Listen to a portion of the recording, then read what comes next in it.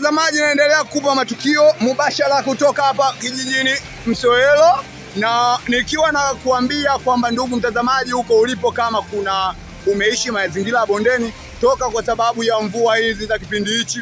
Mvua zimekuwa kali, na hapa ninavyokuambia, huu ni mto wa Msowelo, umejaa ndani ya pembeni ya mto huu, na hapa tunaenda kukutana na wanakijiji ambao wapo pembeni ya mto huu wakitazama jinsi maji yalivyojaa, na pia tunaendelea kuwasisitiza ni namna gani unaweza kujihadhari kwa wewe ambao upo bondeni huko, kutoka ambapo umejificha.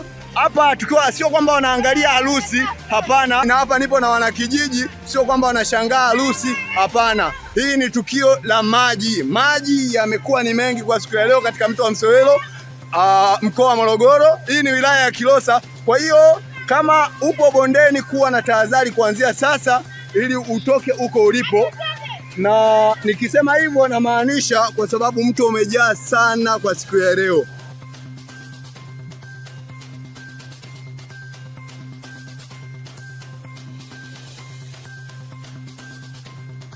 Kwa hiyo hapa tupo katika mazingira ya darajani, wanaangalia jinsi gani maji yanavyozidi kupanda kwenye mazingira yao. Kwa hiyo ndugu mtazamaji, kama nilivyokuambia hapo awali, kwa hiyo kama upo mazingira ya bondeni, vyema sasa ukatoka mazingira hayo ya bondeni, kwa sababu si salama kwako. Inatakiwa ufike mazingira ambayo yako juu kidogo, angalau milima. Kwa hiyo hawa watu wote sio kwamba wanashangaa harusi au nini. Hii ni mazingira fulani ambayo kwamba wanashangaa maji jinsi yalivyojaa kwenye mto huu, na sio jambo la kushangaza kama ni furaha, ila ni majonzi, kwa sababu anaenda kuharibu mazao na anakwenda kuharibu watu ambao wamebakia kuwa mabondeni.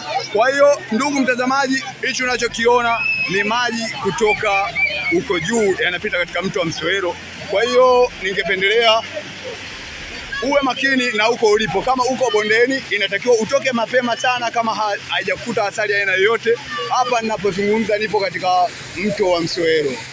Ndugu mtazamaji, kama nilivyokuambia hapo kwanza, hapa tupo juu kabisa kwenye daraja, juu kabisa ya daraja, lakini mazingira yaliyokuwepo hapa ni kwamba watu wapo juu wanashangaa maji jinsi yanavyoendelea kuteremka huko mabondeni. Kwa hiyo naendelea kukumbusha ndugu yangu uliokuwa hapo bondeni, haijakuta asali hii, jua kabisa kwamba mvua hizi sasa hivi imekuwa ni hatari sana. Kwa hiyo cha kufanya, toka hapo ulipo na ingia sehemu za juu kidogo ili kutetea uhai wako. Asante sana. Na hapa ni mazingira fulani ambayo maji yanapokatisha, yani tunamaanisha daraja.